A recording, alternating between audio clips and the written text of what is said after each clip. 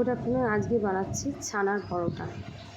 ময়দাটাকে ময়াম দিয়ে মেখে নিয়েছি, আর লাগছে ছানা, আর এখানে বাটিতে জল নিয়েছি, তো মশলা দেবো। এর মধ্যে দেবো একটু জিরে গুঁড়ো 1 চামচ, ছোটো চামচে 1 চামচ, ছোটো চামচে 1 চামচ ধনে গুঁড়ো, আর দেবো একটু স্বাদ মতো নুন, আর দেবো একটু স্বাদ মতো চিনি দিয়ে এটাকে ভালো করে একটুখানি গরম মশলা দেবো তার সঙ্গে, একটুখানি দেবো গরম মশলা, শাহি গরম মশলা গুঁড়ো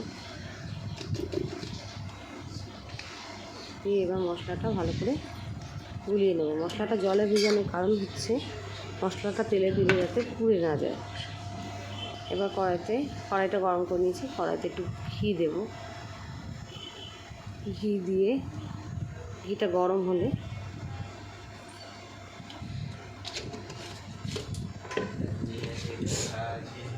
মশলাটা দিয়ে দেবো।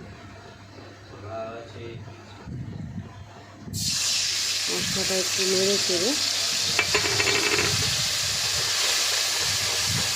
এবার দিয়ে দেবো ছানাটা। ছানাটা একটু মশলার সঙ্গে ভালো করে মিশিয়ে নেব। এবার দিয়ে দেবো একটু ধনে পাতা কুচি। ধনে পাতাটা ভালো করে কুচিয়ে এর মধ্যে দিয়ে দেবো। দিয়ে এবার কাঁচা লঙ্কা একটু কুচিয়ে দেবো, দিয়ে ভালো করে নেড়ে দেবো। ছানার কাঁচা গন্ধটা চলে গেলে নামিয়ে নিয়েছি, ঠান্ডা করে নিয়েছি। ময়াম দেওয়া ময়দাটা লিচি কেটে নেব। লিচিটা একটু বড় বড় হবে, যেহেতু পুর ঢুকবে ভেতরে, সেজন্য লিচিগুলো একটু বড় বড় হবে।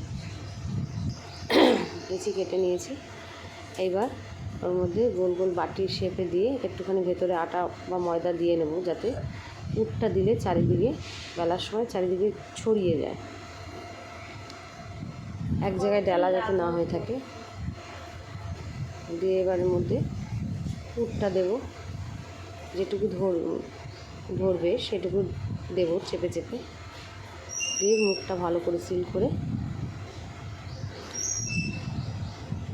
এরকম করে ঢুকিয়ে দিয়ে এরকম করে মুড়িয়ে দেবো। এই যে পুরটা ভরা হয়ে গেছে, এরকম করে সব কটা করে নিই।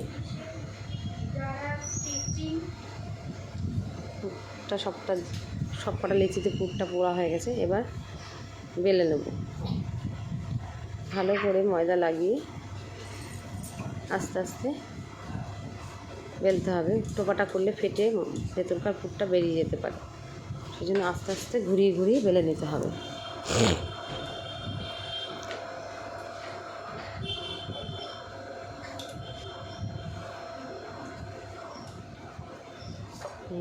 আস্তে আস্তে অনেকটা বেলা হয়ে গেছে।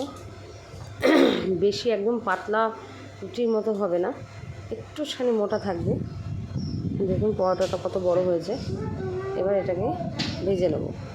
কড়াইটা ভালো করে গরম করে নিয়ে তারপরে পরোটাটা দিয়ে হালকা একটুখানি সেঁকে নেব, আগে উল্টে পাল্টে।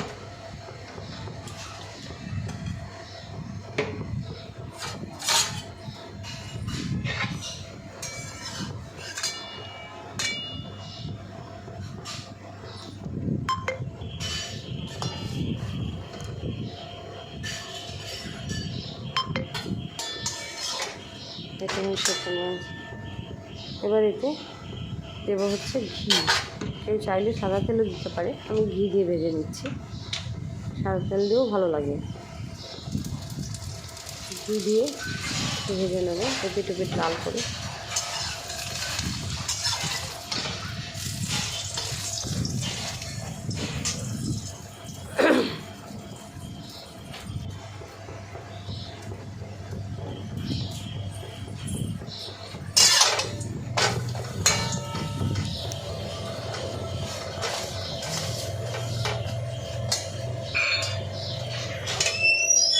আমার পরোটাটা এপিট ওপিট লাল হয়ে গেছে, এবার নামিয়ে নেব। এরকম করে সবটা আস্তে আস্তে ভেজে নেব। এটা শুধু খেতেও ভালো লাগে। কেউ চাইলে কোনো তরকারি বা রুটি